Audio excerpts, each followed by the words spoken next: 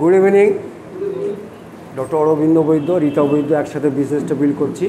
আমাদের যারা স্পন্সর করেছে সিদ্ধার্থ বোস এবং বকুল বোস, এবং আমাদের যারা মেন্টারশিপ দিচ্ছে দুর্গাবা এবং কৃষ্ণবী। আর প্রথমে বলি ভেরি সরি, একটু লেট হয়ে গেছে, এডিসি গেছিলাম বলে। দেখুন, আজকে আমার যে টপিক্সটা একটা অসাধারণ টপিক্স। কেন বলছি আমি, মানে এই টপিক্সটা কেন অসাধারণ, ক্যাডা স্ক্যান থেকে আমরা যে ডাটাগুলো পাই সেটা আমাদের ভীষণভাবে কাজে লাগে। আমি তো প্রাইভেট প্র্যাকটিস করছি, সেখানে আমি দেখছি যে মানে এটা দিয়ে অনেক ডায়াগনোসিস হেল্প করা যায় এবং অনেক মানুষকে মানে প্রিভেনশনের দিকে হেল্প করা যায়। তা আমি যে আইটেমগুলো আছে ক্যাডা স্ক্যানের, সেই আইটেমগুলো নিয়ে আমি একটু বলি। যেমন প্রথমে আমরা বলি ভিসারাল ফ্যাট। ভিসারাল ফ্যাটটা কি, আমাদের পরিষ্কার একটা কনসেপশন হওয়া দরকার। তো এখানে আজকে বোর্ড নেই, বোর্ড থেকে আমি একটু ছবি এঁকে দেখাতাম আরও পরিষ্কার হয়ে যেত। তা আমরা প্রত্যেকেই ক্রস সেকশনটা বুঝি। একটা শশা যদি আমরা এইভাবে কাটি সেটাকে আমরা বলি ক্রস সেকশন। তো এই বডিটাকে আমরা একটা ক্রস সেকশন করি এইখান দিয়ে।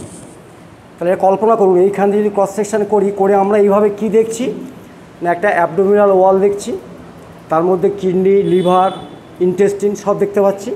তো অ্যাকচুয়ালি ভিসারাল ফ্যাট বলতে আমরা বুঝি যে আমাদের অ্যাবডোমিনাল ওয়ালে যে ফ্যাটটা জমছে এবং প্রত্যেকটা অর্গানের চারিদিকে যে ফ্যাটটা জমছে, এই টোটালটা মিলিয়ে আমাদের ভিসারাল ফ্যাট।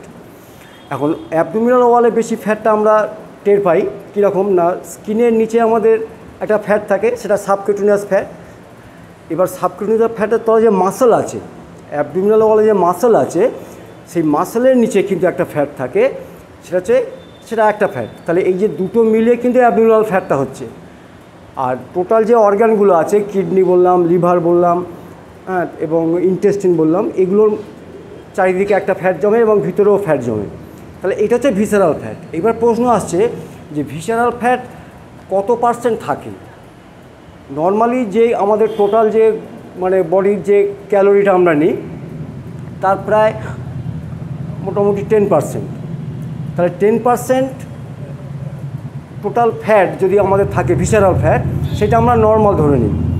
এবার যদি তার বেশি হয়, মানে 12, 14, 15, 20, 25, 30 যদি ভিসারাল ফ্যাট হয়ে যায়, তাহলে সমস্যাটা কি হয়?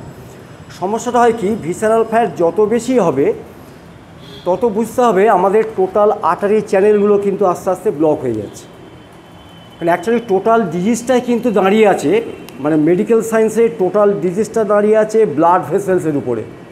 যদি আমরা এইটা একটু কল্পনা করি যে ব্লাড ভেসেলস যদি আমি পরিষ্কার রাখি, আমাদের কারো ডিজিজ হবে না। এই ব্লাড ভেসেলসের মধ্যেই যত রকম গণ্ডগোলটা হয়, আস্তে আস্তে ফ্যাট জমে, এগুলো জমে। তো এবারে দেখুন ভিসারাল ফ্যাট তাহলে কোথায় থাকে, আমরা বললাম অ্যাবডোমিনাল ওয়ালে এবং সারাউন্ডিং স্ট্রাকচারে। টু মাচ মানে ভিসারাল ফ্যাট যদি থাকে, তাহলে আমাদের কোন ডিজিজগুলো আসে? Diabetes mellitus, heart disease, stroke. তাহলে এইগুলোই তো common disease, heart disease, stroke মানে ব্রেনের, আর কার্ডিয়াক অ্যারেস্ট, এগুলোই একদম কমন।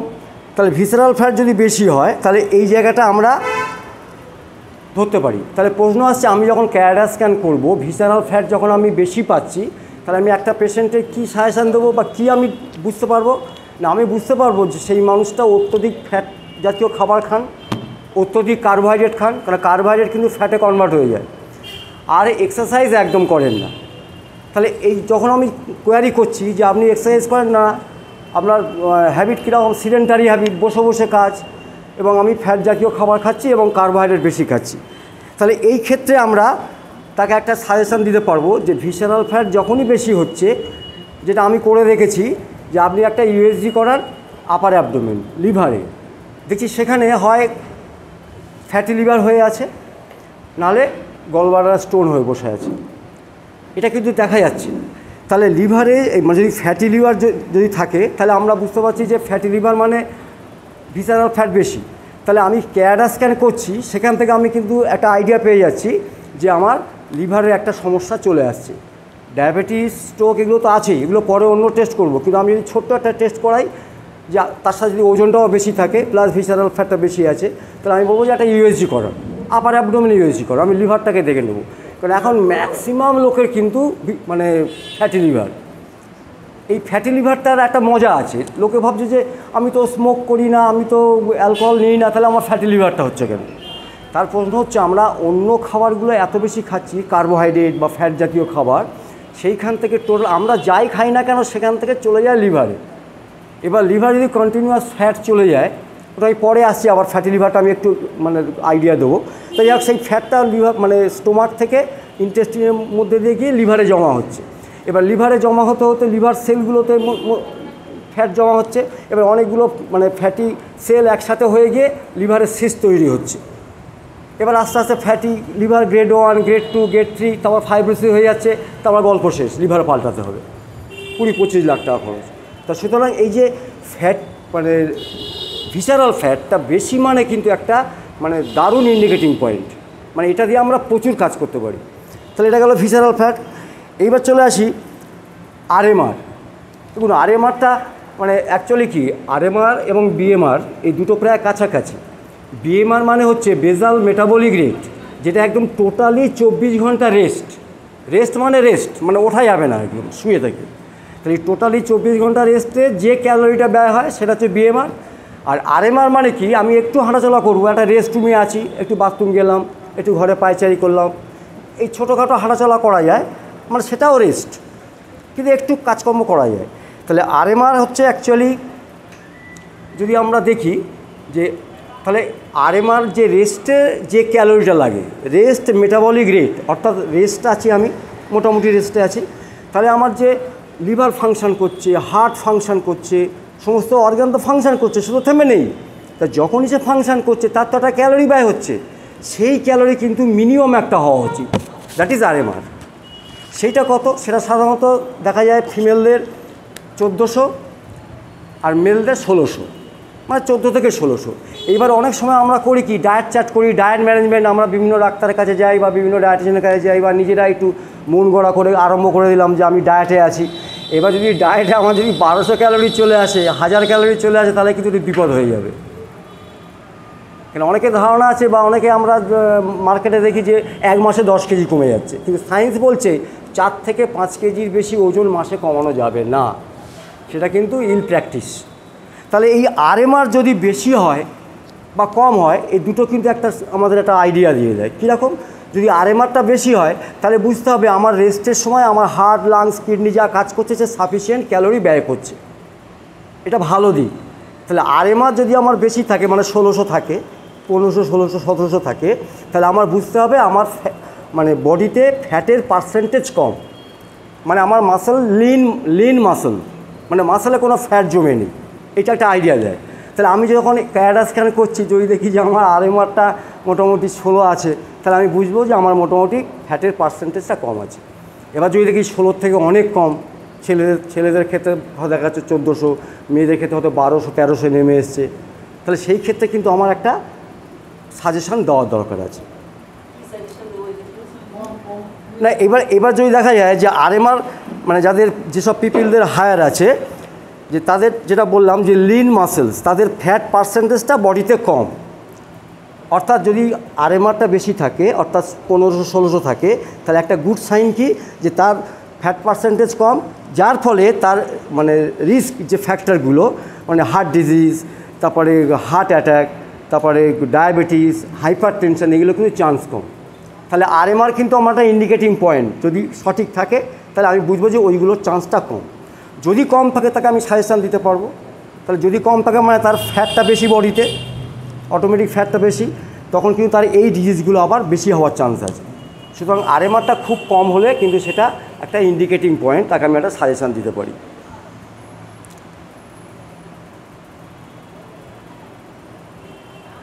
এবং যাদের লো আরএমআর আছে, তাহলে লো আরএমআর রিস্ক থাকছে, হার্ট ডিজিজ বা ইত্যাদি ডিজিজ বা একটা রিস্ক থাকছে। তাহলে আমি লো আরএমআরটাকে হাই করব কীভাবে?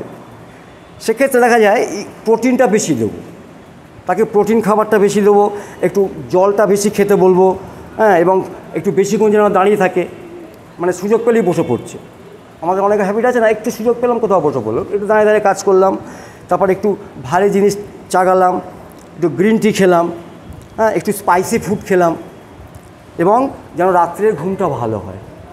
তাহলে স্পাইসি ফুডেরও প্রয়োজন আছে। যদি দেখি যে আরএমআরটা কম, তাকে একটু স্পাইসি ফুড দেবো। এবার সবাইকে স্পাইসি ফুড বন্ধ করে দিলে কিন্তু বিপদ আছে। তাহলে একটু মজা আছে যে তার আরএমআর কম, আমি একটু আরএমআরটা বাড়াবো।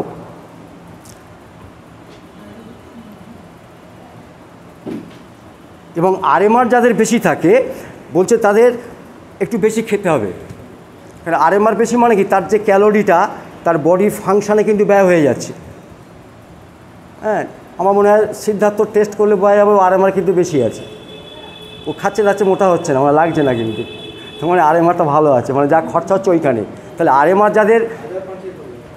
যাদের আরএমআরটা বেশি আছে তাদের কিন্তু একটু ক্যালোরি বা একটু খাবার দাবার বেশি দিতে হবে কিন্তু, to maintain the body weight. তাহলে এটা গেলো আমরা আরএমআর দেখে নিলাম মোটামুটি। এবার আরএমআরটা যে 1400 ক্যালোরি বা 1200 ক্যালোরি হবে, কীভাবে হবে, এটা সায়েন্স আছে, সেটা আমি বোর্ড থাকলে লিখে দিতাম, কিন্তু মুখে বলছি লিখে নিই, তাহলে সুবিধা হবে। মানে আমরা যেটা বলবো সেটা সায়েন্স, কেউ যেন বলতে পারে তুমি কি আন্দাজে বলছো 1400, কেন একটু কম হতে পারে, না, এটা সায়েন্স আছে। তাহলে আরএমআর নর্মাল হচ্ছে মানে মেলদের ক্ষেত্রে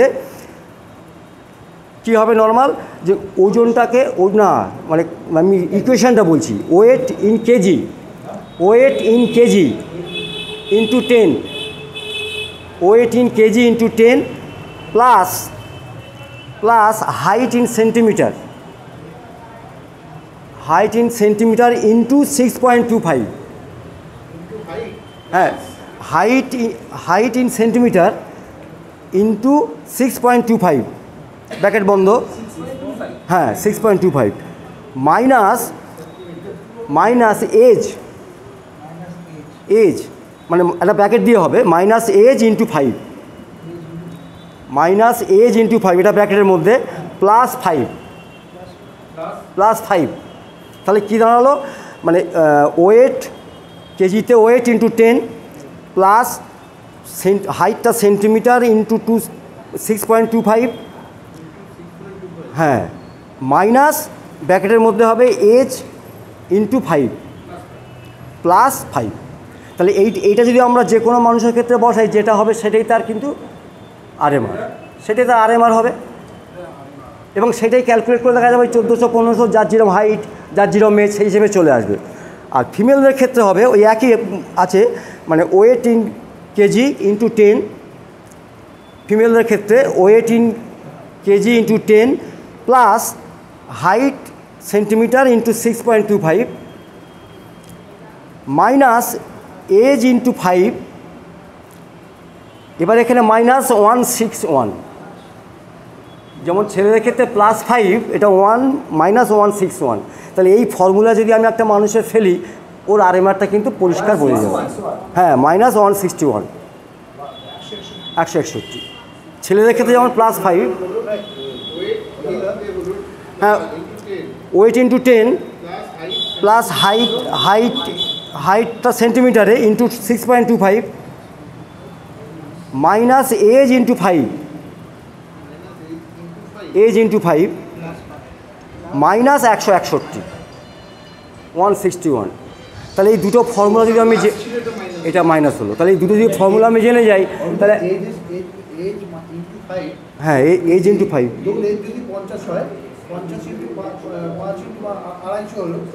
হ্যাঁ এবার এইটা আমি বলে দিলাম। এবার না বলছি, হ্যাঁ যাই, মানে এই যা ফর্মুলা আছে এই ফর্মুলা এবার ফেলতে হবে।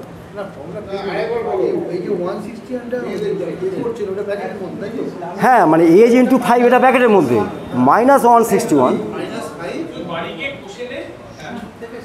মানে ফর্মুলাটা weight into 10 minus height into 6.25 minus age into 5 minus 161, very simple. তাহলে এইটাতে আমরা বসিয়ে ক্যালকুলেট করে দেখে নেব। তাহলে এটা গেল এইটা। এবার নেক্সট চলে আসি বডি এজ। এইটা কিন্তু মারাত্মক। বডি এজের আরেকটা নাম আছে, কিন্তু বডি এজের আরেকটা নাম হচ্ছে বায়োলজিক্যাল এজ। তাহলে একটা এজ আমরা জানি, দ্যাট ইজ ক্রোনোলজিক্যাল এজ, মানে যেটা আমরা বার্থডে পালন করি কত বছরে পড়লো, দ্যাট ইজ ক্রোনোলজিক্যাল এজ। হ্যাঁ, মানে আমরা বার্থডে পালন করছি, কেক কাটছি, এবার দেখছি আয়নাতে আমার হয়তো 40 হলো, কিন্তু মুখটা বলছে না হয়তো 40 হয়নি, প্রায় দেখে মনে হচ্ছে যেন 60 হয়ে গেছে। তাহলে এই যে দেখে মনে হচ্ছে 60 হয়ে গেছে, এইটা কিন্তু অ্যাকচুয়ালি বডি এজ। অর্থাৎ মানে বডি এজের সংজ্ঞা হচ্ছে, বডি এজ মানে comparison lifestyle measurement between you and your surroundings population. Comparison lifestyle body age is comparison lifestyle measurement between you and your surrounding population. অর্থাৎ আমার এবং আমার আশেপাশের পপুলেশন যদি কম্পেয়ার করে দেখি, দ্যাট ইজ বডি এজ। মানে মেজারমেন্ট, আরে comparison lifestyle measurement between you and your surrounding population. মানে আমি যাদের সাথে মিশছি তাদেরকে দেখে বোঝা যাচ্ছে যে আমি কোন জায়গায় আছি, তারা কোন জায়গায় আছে। That is body age, that is biological age. এইবার যখন আমরা একটা মানে প্যারাডক্সটা যখন বডি এজ দেখবো যে তার বয়স 40, বডি এজ দেখাচ্ছে 60, তাহলে আমি ডেফিনেটলি কোশ্চেন করতে পারি আপনি কত ঘন্টা ব্যায়াম করেন? সে বলবে না, সময় পাই না। আপনার বিজনেস কি না, সিডেন্টারি হ্যাবিট, বসে বসে কাজ করি। আপনি খাওয়া দাওয়া কী করেন, বা ঠিক মতন জল খান, স্মোক করেন কি না, ড্রিঙ্ক করেন কিনা একটু নিলাম। আপনি ফল সবজি খান? বলছে না, সময় পাই না। তাহলে আমার তো মাথায় আছে 700 থেকে 800, 900 গ্রাম ফল সবজি প্রত্যেকটা মানুষের খাওয়া উচিত, আদারওয়াইজ সে কিন্তু রিস্ক জোনে আছে।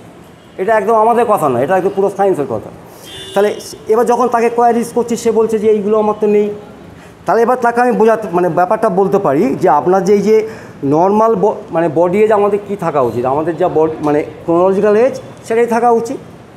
তাহলে বডি এজ যদি বেশি হয় তাহলে আমরা কিন্তু একটা আইডিয়া তাকে দিতে পারি যে আপনার কিন্তু আস্তে আস্তে একটা রিস্ক ফ্যাক্টরে চলে যাচ্ছে।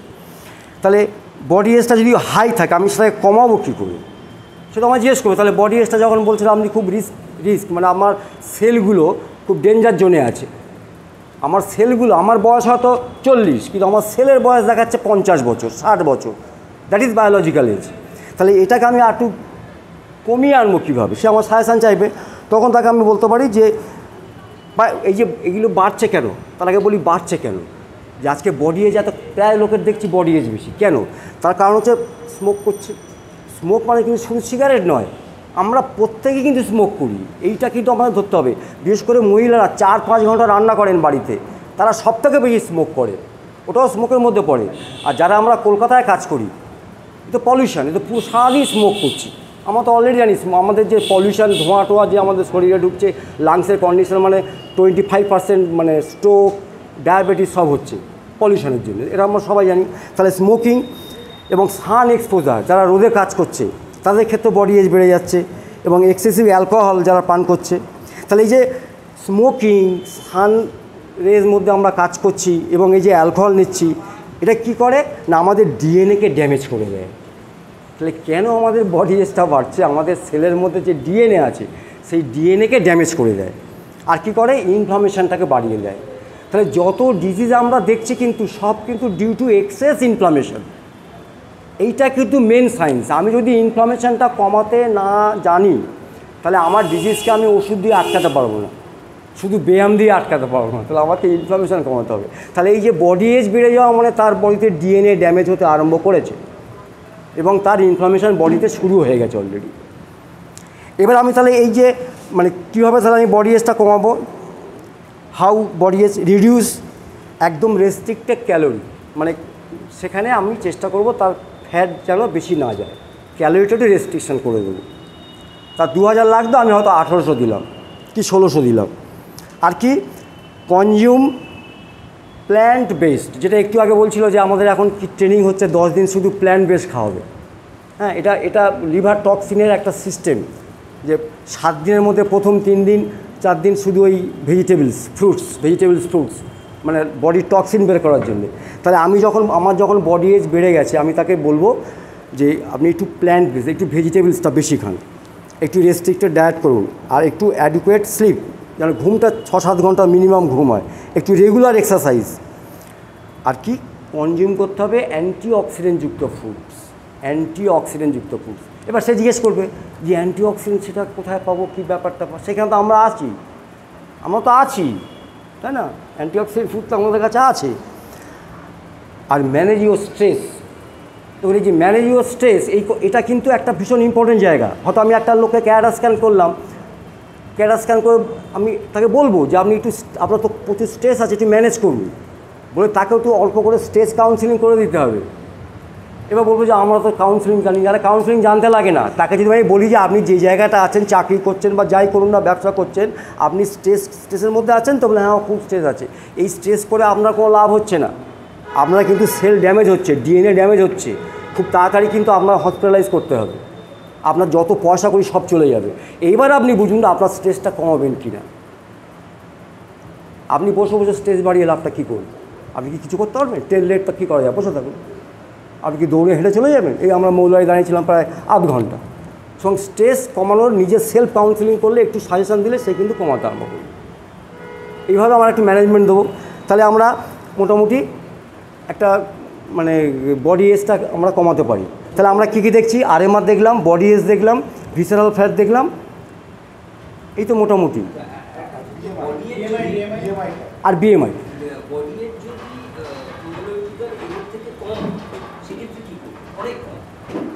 অনেক কম, তার খাবার দাবার আবার কম আছে, খুব কম আছে, সেটা দেখতে হবে যে তার মানে সাফিসিয়েন্ট মাইক্রোনিউট্রিয়েন্ট যাচ্ছে কিনা, সাফিসিয়েন্ট প্রোটিন যাচ্ছে কিনা। প্রোটিনটা কিন্তু সবাই ক্যালকুলেট করা শিখে নিন, কারণ উইদাউট প্রোটিন কিন্তু আমরা লড়তে পারবো না। ওয়ার্ল্ড হেলথ বলছে 20-25 গ্রাম প্রত্যেকের ঘাটতি, আর আমরা ক্যালকুলেট করে দিই 30-35 গ্রাম করে ঘাটতি, 30-35 গ্রাম করে ঘাটতি। ওই ঘাটতি পূরণ না করলে যত ভিটামিন মিনারেল দিয়ে কিছু হবে না, ওইখানটা পূরণ করতে হবে। হ্যাঁ, সেভাবে করতে পারি, কিছুই না তো। চালে কত প্রোটিন, যা খাই আমরা সারানি 5-7টা খাবার তো খাই, তার বাইরে কি আমরা যাই? বাজারে গেলে সেই রুই মাছ আর একটু এদিকে মাছ, হ্যাঁ, আর ডালের মধ্যে ওই ডাল, সব ডালে একই ক্যালোরি, মানে একই মানে প্রোটিন। তাহলে এই কটা জিনিস মুখস্থ করতে পারবো না? আর ফল সবজি যাই খাই না কেন, 100 গ্রামে 2 থেকে 3 গ্রাম প্রোটিন খাই তো ফল সবজি, তাহলে 100 গ্রাম ফল সবজি খেলে 2 থেকে 3 গ্রাম প্রোটিন। তো এটা ক্যালকুলেট করা না করার কী আছে? 100 চাল খেলে 6 গ্রাম প্রোটিন, 100 আটা খেলে 12 গ্রাম প্রোটিন। তাহলে আর বাকি রইল কি? আটা, ময়দা আর ফল সবজি। আর মাংস খেলে, চিকেনের যদি উপরে যায় 20 গ্রাম প্রোটিন, আর যদি আমি মাছ খাই 16 গ্রাম প্রোটিন, এই তো হয়ে গেল। আর দুধ 100 ml দুধ খেলে 3.5 গ্রাম প্রোটিন, হয়ে গেল গল্প। এই কটা জিনিস মুখস্থ করতে পারবো না, এইটা ক্যালকুলেট করলেই দেখবো তার প্রোটিন কম। এবার ওইটা কারেকশান করে দেবো। এবার সঙ্গে সঙ্গে তো 1 কেজি প্রোটিন পাউডার দিতে পারবো না। এবার হয়তো বললাম যে আপনি একটু ছোলা বাড়ান, একটু স্কিম মিল্ক পাউডার খান, যেখানে ফ্যাট কম, একটু কম প্রোটিন দামের ডাল খান। এইভাবে আমি তাকে ডিম দিয়ে একটু প্রোটিনটা বাড়িয়ে দিলাম, সঙ্গে একটা ডেলি দিয়ে দিলাম ছোট্ট করে, সে 1 মাস খাক না। এবার চলে আসি বিএমআই। বিএমআইটা কিছুই নয়, বিএমআই হচ্ছে হাইট অনুযায়ী তার ওজন কত। বিএমআই মানে হাইট অনুযায়ী ওজন কত, অর্থাৎ উপরে থাকবে ওজন, তার কত কেজি ওজন, আর নিচে থাকবে তার হাইটটা মিটারে নিয়ে যাব। হাইটটা মিটারে নিয়ে গিয়ে ভাগ করলে যেটা হবে সেটা বিএমআই। বিএমআই মোটামুটি 18 থেকে 24-এর মধ্যে নর্মাল। এবার 24-এর পর থেকে 30 পর্যন্ত আমরা ওভারওয়েট বলি, কোনো বই বলছে মানে গ্রেড 1 ওবেস। এবার 30-এর পর থেকে গ্রেড 2, 35-এর পর থেকে আবার গ্রেড 3। তাহলে এই যে ওবেস, সেখানে আমরা মোটামুটি বুঝে যাচ্ছি যে তার ফ্যাটটা বেশি আছে। তাহলে আমার মেশিন তো বিএমআই বলে দিচ্ছে, আরএমআর বলে দিচ্ছে, বডি বলেছে। অসাধারণ একটা মানে মেশিন, মানে আরএমআর বলে দিচ্ছে, মানে আমার ক্যালকুলেট করতে হচ্ছে না, এজ ফেজ 10 দিয়ে মাইনাস কিছু করতে হচ্ছে না, সুন্দর বলে দিচ্ছে। তাহলে এই ক্যাডা স্ক্যান করে কিন্তু আমরা প্রচুর কাজ করতে পারি। সাবকিউটিনিয়াস ফ্যাট মানে স্কিনের নিচে যে জাস্ট যে ফ্যাটটা আছে, তাহলে হ্যাঁ, যেটা আমরা এইভাবে ধরতে পারি। হ্যাঁ, যেটা আমরা এইভাবে ধরতে পারি, যে অনেক সময় এইভাবে ধরতে পারি না, অ্যাবডোমেনে এত মোটা ধরতে পারি না, মানে স্কিনের নিচে প্রচুর ফ্যাট জমে গেছে। তারপরে আসছে মাসলের নিচে আবার ফ্যাট জমে, সেই টোটাল মিলিয়ে অ্যাবডোমিনাল ফ্যাট, প্লাস আমার লিভার, কিডনি, ইন্টেস্টিনের চারিদিকে কতটা ফ্যাট জমে, সব মিলে কিন্তু অ্যাকচুয়ালি ভিসারাল ফ্যাট।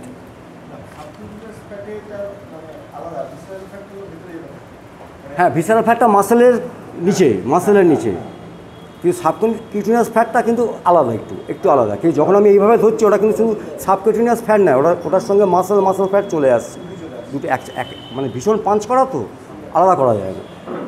তাহলে আমরা ক্যাডা স্ক্যানে এই যে কটা ডাটা আছে, এইটা দিয়ে কিন্তু আমরা যদি একটু পড়াশুনো করে নিই, একটু যদি আমরা দেখে নিই, তাহলে কিন্তু অনেক মানুষকে হেল্প করা যায়।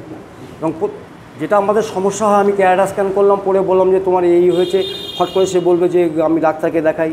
এবার যদি সে জানাশোনা হয়, বলো তুমি একটা ইউএসজি করে নাও, হ্যাঁ, এরকম কয়েকটা যদি করাতে পারি, তাহলে সে একটু রিপোর্টটা পেয়ে গেল, তখন তাকে আমরা একটু খাবার দাবার দিতে পারি।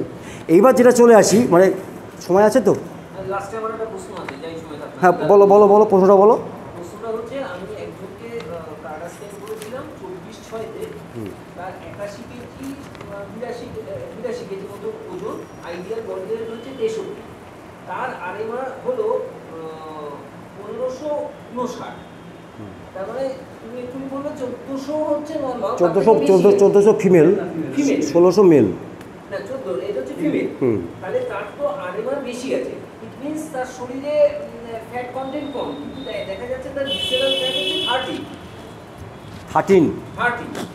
এবং এর একটা জিনিস আমি লক্ষ্য করেছি, যারই আমি দেখেছি যে আরএমআরটা প্রথম দিন গিয়ে যা মাপলাম, যখন দেখা গেল যে তার মানে সে ঢুকে গেল ওয়েট ম্যানেজমেন্টে, আমি হয়তো কারুর ক্ষেত্রে যার খুব বেশি থাকে 1 সপ্তাহ পর পর, না হলে 2 সপ্তাহ পর পর আমি মাপছি। এবার সেই মাপতে গিয়ে যখন দেখছি আমি তার ভিসেরাল ফ্যাট কমছে এবং অবভিয়াসলি টোটাল ওয়েটটাও কমছে, তখন আমি কিন্তু দেখছি আরএমআরটা কিন্তু কমতে শুরু করছে।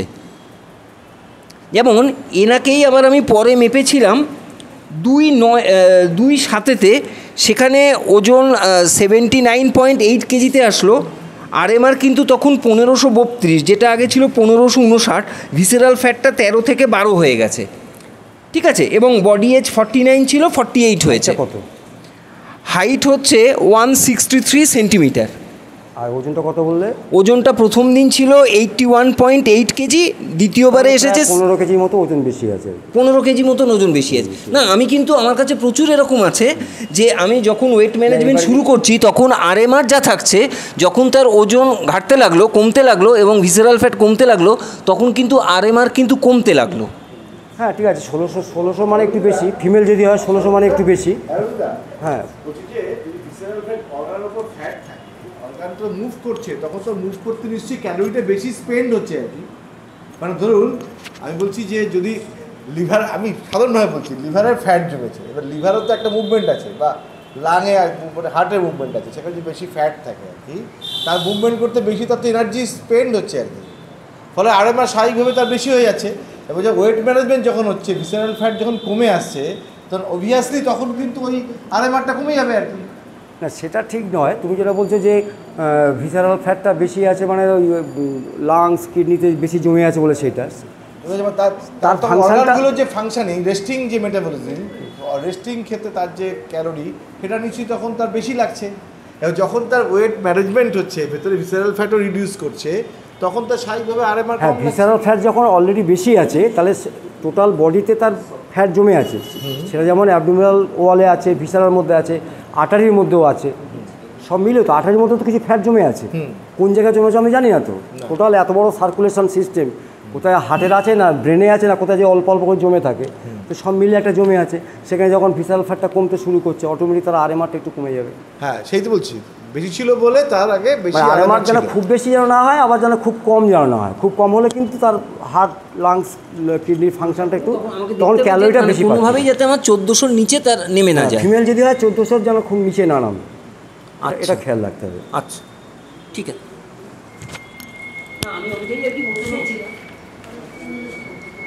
আচ্ছা তাহলে এবারে আমি একটা জিনিস আসি, যেটা প্রথমেই আমি শুরু করেছিলাম, যে আমাদের ডিজিজ মানে কিন্তু পুরো সার্কুলেটরি সিস্টেম, মানে যার যত বেশি ভালো আর্টারি পরিষ্কার, সে তত বেশি রোগমুক্ত।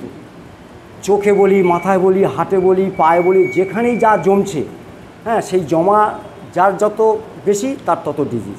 এই জমার কারণটা কি? জমার কারণটা হচ্ছে, মানে যদি আমি এইভাবে এক্সাম্পল দিই, যে এই যে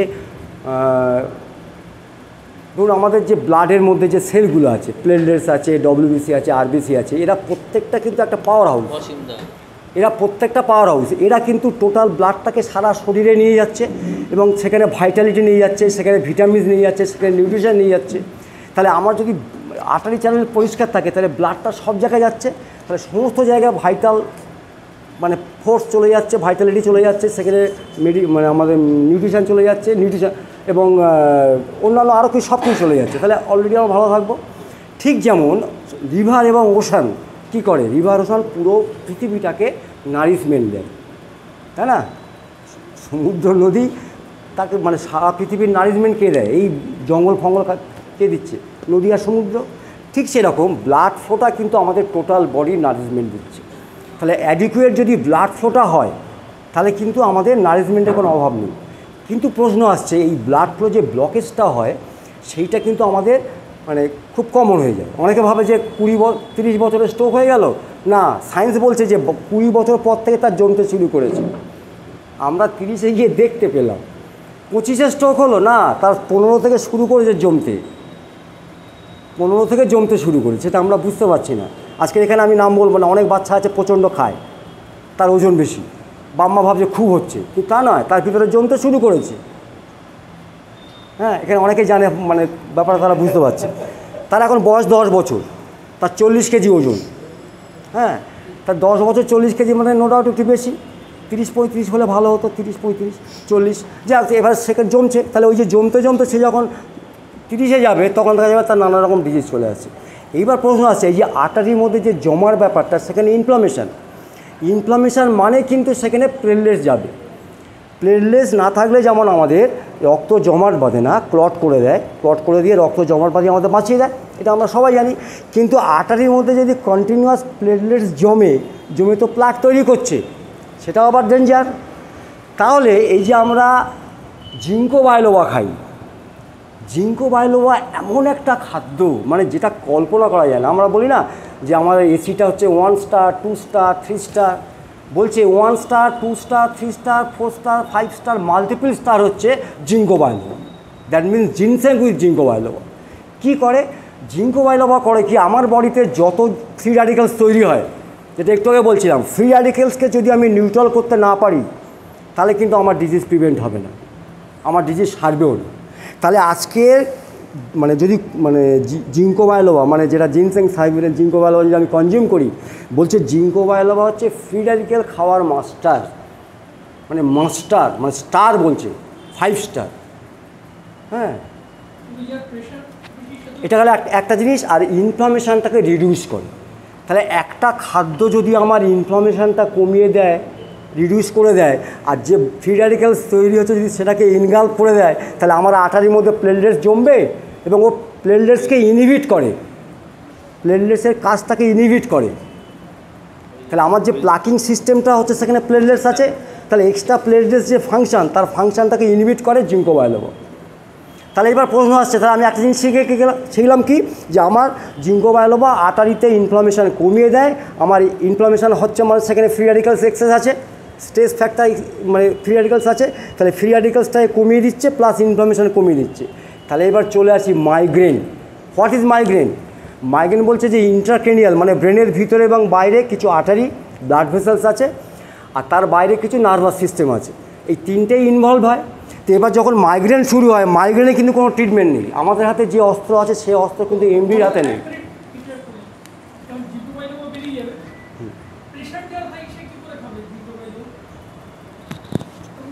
না, আমি সেটা আসছি।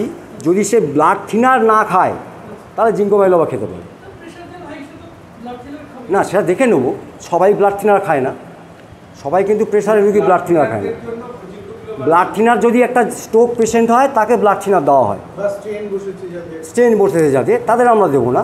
কিন্তু বাকি যারা ব্লাড থিনার খাচ্ছে না, প্লেন ওষুধ খাচ্ছে, তারা আমরা দিতে পারি, কোনো অসুবিধা নেই। তাহলে এই যে মাইগ্রেনের কিন্তু কোনো ট্রিটমেন্ট নেই পেন কিলার ছাড়া। পেন কিলার যতক্ষণ খাবো ততক্ষণ, ওটা কিন্তু আরও ডেঞ্জারাস।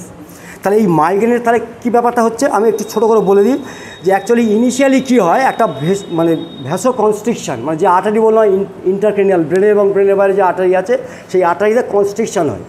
যেই কনস্ট্রিকশন হয় লিডস টু কর্টিক্যাল এবং ব্রেন স্টেম, মানে আমাদের ব্রেনে যে আর্টারিগুলো ইস্কিমিক হয়ে যায়। ইস্কিমিক মানে কি, সেখানে অক্সিজেন সাপ্লাই কম যায়, অর্থাৎ হিমোগ্লোবিন লেভেল কমে যায়। তাহলে অক্সিজেন সাপ্লাই কম, হিমোগ্লোবিন কম যাচ্ছে, ইস্কিমিক হয়ে যাচ্ছে। তাহলে যেই ভ্যাসো কনস্ট্রিকশন হলো, ইস্কিমিক লেভেল তৈরি হলো, অর্থাৎ অক্সিজেন হিমোগ্লোবিন কম যাচ্ছে, সাথে সাথে কী হলো, সেখানে রেজাল্টিং একটা অরা তৈরি হয়। অরা মানে কি, মাথা যন্ত্রণার আগে মিনিট 15 একটা অস্বস্তি ভাব, একটা ডিজিনেস ভাব, একটা ভালো লাগছে না, তারপরেই মাথা যন্ত্রণা শুরু হলো। তাহলে 15 মিনিট পরে কিন্তু আবার ভ্যাসো ডাইলেটেশন হয়। তাহলে যেটা প্রথম শুরু হয়েছিল ভ্যাসো কনস্ট্রিকশন, যেটা একটা অস্বস্তিকর একটা ওয়েদার হচ্ছে, মানে একটা বিচ্ছিরি ব্যাপার হচ্ছে, তারপর 15 মিনিট পরে মাথা যন্ত্রণা শুরু হলো, তখন ভ্যাসো ডাইলেশন হলো ওই ক্রেনিয়াল নার্ভগুলোর। যেই ভ্যাসো ডাইলেশন হলো তখনই স্ট্রেচিং অ্যান্ড ইরিটেশন হয়, নার্ভ এন্ডিং। তাহলে ভ্যাসো ডাইলেশন হচ্ছে মানে কি, আর্টারি ভ্যাসো ডাইলেশন, একটা কল্পনা করলো একটা পাইপ, পাইপটা বড় হচ্ছে, যেই বড় হচ্ছে পাইপের গায়ে তো নার্ভ আছে, নার্ভের এন্ডিং তো আছে, সেই নার্ভের এন্ডিং স্ট্রেচিং হয়ে গেল, অটোমেটিক হবে সেটা। মানে যদি এরকম একটা পাইপ থাকে তার গায়ে নার্ভ আছে এরকম, এবার পাইপটা বড় হলো তার নার্ভটা স্ট্রেচিং হবে না? তাহলে এই যে নার্ভ স্ট্রেচিং হচ্ছে, ডাইলেশন হওয়ার নার্ভ স্ট্রেচিং হচ্ছে, তাহলে হোয়ার কজেস হেডেক, সেখানে হেডেকটা শুরু হলো। তাহলে প্রথমে কনস্ট্রিকশান, মিনিট 15 পরে আস্তে আস্তে ভ্যাসো ডাইলেটেশন, তারপর হেডেক শুরু হবে। এই হেডেকটা তার সঙ্গে মাসকুলার কন্ট্রাকশান হবে, যে মাথা ছিঁড়ে যাচ্ছে, মানে মাসল ইনভলভ হয়ে গেছে, এবং এইটা কিন্তু মেনটেন হবে এবং প্রলং। যাদের মাইগ্রেন হয় বলে ঘন্টার পর ঘন্টা থাকে, একদিন পুরো থাকে, তাহলে এই মাইগ্রেনের ট্রিটমেন্ট কিন্তু আমরা করতে পারি কিন্তু জিঙ্কো বায়োলোবা দিয়ে। আমি দু তিনটে কেস করেছি, সাকসেস ভীষণভাবে। এবং আমি যে চেম্বারগুলো বসি, পলিক্লিনিকগুলো, অ্যাপেলো বসি বা অ্যাকুয়েল, তাদের প্রচুর চেম্বার আছে আর কি, আমি ওদের একদম পুরো পরিষ্কার বলেছি যদি মাইগ্রেনের পেশেন্ট থাকে আমাকে দেবে, আমি 2 মাস ট্রিটমেন্ট করব। তাহলে এই যে জায়গাটা আমাদের একটা স্কোপ আছে, তাহলে আমরা মাইগ্রেনটা ট্রিটমেন্ট করতেই পারি। জিঙ্কো বায়োলোবা এটা দিয়ে ট্রিটমেন্ট করি না, কি আছে? 4টে না খাক, 2টো করেই খাক না, মানে অ্যাটলিস্ট খেতে শুরু করুন। ডোজ যে 4টে দেওয়া, 2টো করেই খাক না, কী আছে? তাহলে এবারে যেহেতু তার মাইগ্রেন আছে, এবার কিছু স্ট্রেস আছে, যেগুলো সব থাকে সেগুলো সবই আছে, একটু ম্যানেজ করে দেবো, দিয়ে ওটা খেতে বলবো। তাহলে এটা গেলো মাইগ্রেনের ক্ষেত্রে। আর একটা যেটা আমরা ভালো কাজ করতে পারি, যেটা রিসেন্ট আমার একটা অভিজ্ঞতা হয়েছে, আমাদের ফ্যাটি লিভার থাকলে আমরা মিল থিসিস দিই, ওটা ভালো কাজ করে। কিন্তু প্রশ্ন আসছে যে ফ্যাটি লিভার মানে কি? লিভার সেলের মধ্যে ফ্যাট ডিপোজিট হয়েছে, এটা পরিষ্কার। এবার এই ফ্যাট কিন্তু জলে গলে না, তাকে তাড়াবেন কী দিয়ে? লাঠি দিয়ে? তাহলে দেখতে হবে যে পেশেন্টের ফ্যাটি লিভার হয়েছে তার প্রোটিনের পরিমাণ দেখতে হবে। আবার সেই ওয়ার্ল্ড হেলথের কথা বলি, 25 থেকে 30 গ্রাম প্রোটিন ঘাটতি। তাহলে আমি যদি সাফিসিয়েন্ট প্রোটিন দিই, অর্থাৎ 60 কেজি ওজনের 60 গ্রাম প্রোটিন কি 70 গ্রাম প্রোটিন দিলাম, তাহলে এই প্রোটিন গিয়ে লাইপোপ্রোটিন তৈরি করে। লাইপোপ্রোটিন মানে হচ্ছে প্রোটিনের সাথে ফ্যাট মেশে। এবার ওই প্রোটিনের সাথে প্রোটিন যেই খাচ্ছি আমার লিভারে চলে যাচ্ছে, লিভারের ফ্যাটের সাথে মিশলো, লাইপোপ্রোটিন তৈরি হলো, ও লিভার থেকে দূরে চলে গেল। মানে এটা আমার রিসেন্ট আবিষ্কার মানে বই খুঁজতে পাচ্ছি। বলছে ফ্যাটি লিভার পেশেন্ট যদি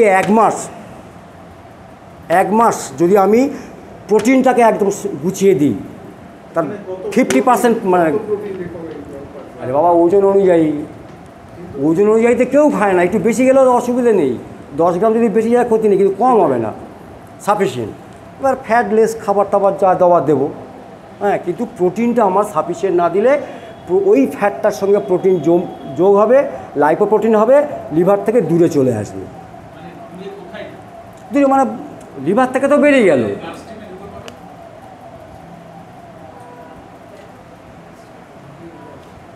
লাইপোপ্রোটিন ব্লাড স্ট্রিমে ঢুকবে কি?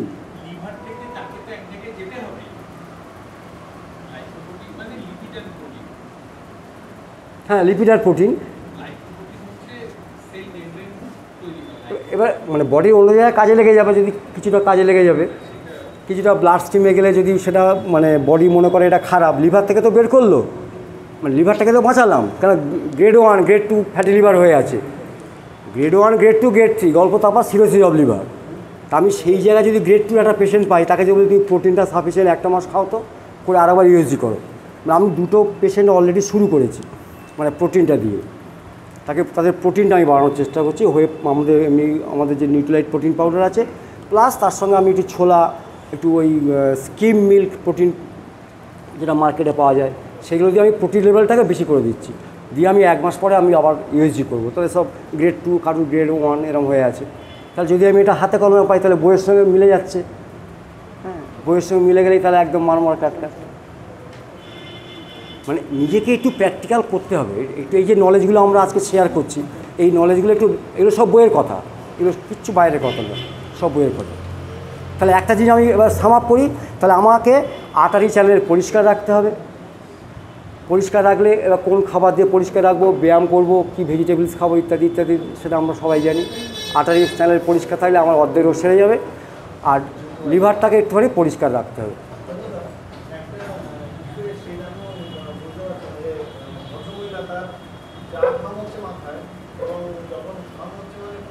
স্নান করে গেলে যেরকম মাথা ভিজে থাকে না, ওরকম ভাবে ভিজে যাচ্ছে।